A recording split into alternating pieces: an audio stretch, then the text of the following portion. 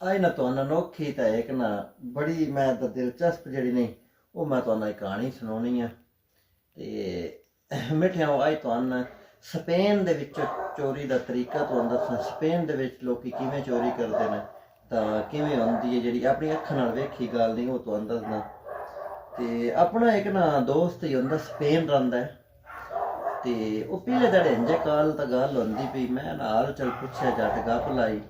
ਤੇ मैं आख्या सबब शबब चंगा अद्धा अल्लाह का शुक्र अद्धा बड़ा कम शम चंगा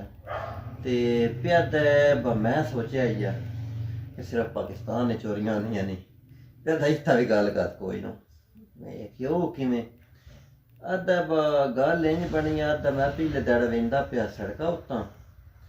अद्धा तकरीबन आख लो कि 2-1 किले टुरिया ना फिर 2-1 किले टुरिया तो अगें टोटा ही क्रॉस किया ना प्यादा अगों ना 2 बंदे आए ना ते मैनू ना आख्या वजे कोई जे काट जाना प्यादा मैं आख्या भाई इत्था भी प्यादा मैं बटुआ आई वो हूँ फदा छड़िया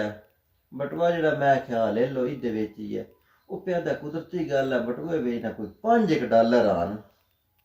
प्यादा उस लिया लैके आई निकले ही है ना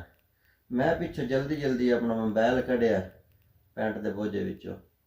पैंट दी जेब विचों मैं अपना मोबाइल कढ़िया ना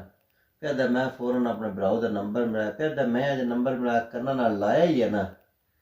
प्यादा उसका पिछों ध्यान पिया उस बटुआ खोल के विचों वेख लिया कि $5 न प्यादा वो बजदा आया मेरे अल वापसी प्यादा मैनू साईं बटुआ पताया प्यादा मैं बड़ा खुश हो गया बचोर इत्थे इंज देन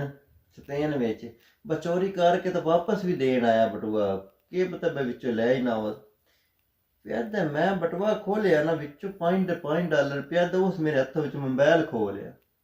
प्यादा वो बटुआ तो मैनू दे गया प्यादा मोबाइल खो के नस गया प्यादा मैं आख्या जा मैं आख्या जित्थे मैं तो समझा वापसी देन हुंदा प्यादा वो मोबाइल आई प्यादा आईफोन मेरे कोल आई कोई 14 प्रो मैक्स प्यादा वो लैके टुर गया प्यादा मैं चुप हो गया प्यादा मैं कर भी कह सकदा प्यादा अगों प्यादा उत्था ना प्यादा मैं जिस टाइम 2 बंदियां नाल सलाह की मैं आख्या यार मेरी इंडिकेट ही हुई है चोरी हुई है ओहदा की हाल प्यादा उस आख्या स्पेन का रूल आ स्पेन का रूल सुनो की है 300 तक चोरी तुसी कर सकदे हो तो कोई भूखा ना मरे